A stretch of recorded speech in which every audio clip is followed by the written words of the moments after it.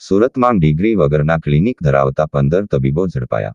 ગુજરાતમાં નકલી વસ્તુ, નકલી હોસ્પિટલો, નકલી શાળાઓ બાદ હવે બોગસ ડોક્ટરોનો રાફડો ફાટ્યો છે.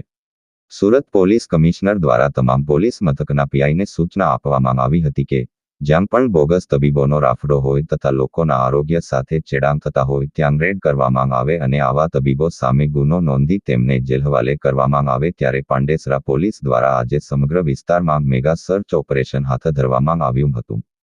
સુરતના પાંડેસરા વિસ્તારમાંથી ડિગ્રી વગર ડોક્ટર બની લોકોની જિંદગી સાથે ચેડા કરતા કુલ 15 બોગસ તબીબોને ઝડપી પાડવામાં આવ્યા છે.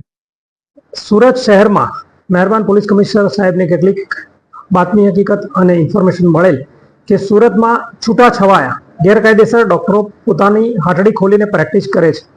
જેના ભાગરૂપે સાહેબે સૂચના આપતા સેક્ટર 2 સાહેબ અને ઝોન 4 શ્રી વિજય ગુર્જર સાહેબના માર્ગદર્શન હેઠળ અમો તથા પાંડેસરા ટીમે બમરોલી રોડ પર તથા વડોદ ગામમાં સર્વે કરેલ, જેમાં કેટલાક તબીબો નકલી હોવાનું તથા પોતે અગાઉ કોઈ પ્રેક્ટિશનર ડોક્ટરને ત્યાં પ્રેક્ટિસ કરી હોય અને પટાવાળા તરીકે કામ કરેલો હોય અને કામ કર્યા બાદ પોતાનું ક્લિનિક ખોલીને બેસી ગયેલાની હકીકત જણાવેલી. જે વેરીફાઈ કરતા એસએમસીની ટીમ સાથે રાખી અને ડોક્ટરોને વેરીફાઈ કરતા 15 ડોક્ટર ખોટા હોવાનું પ્રાથમિક રીતે મળી આવે.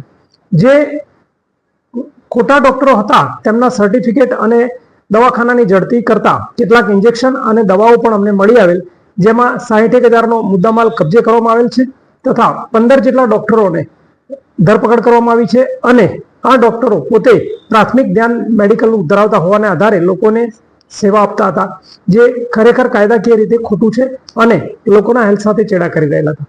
જેના ભાગરૂપે પાંડેસરા પોલીસ ટીમ તથા મ્યુનિસિપાલિટીની સંયુક્ત ટીમે ગઈકાલે 15 ડોક્ટરોને એરેસ્ટ કરી કાયદેસરની કાર્યવાહી કરેલ છે અને ફરીથી તે લોકો આ પ્રકારનો વ્યવસાય સાથે ન જોડાય તેની ખાતરી પણ લેવામાં આવેલ છે.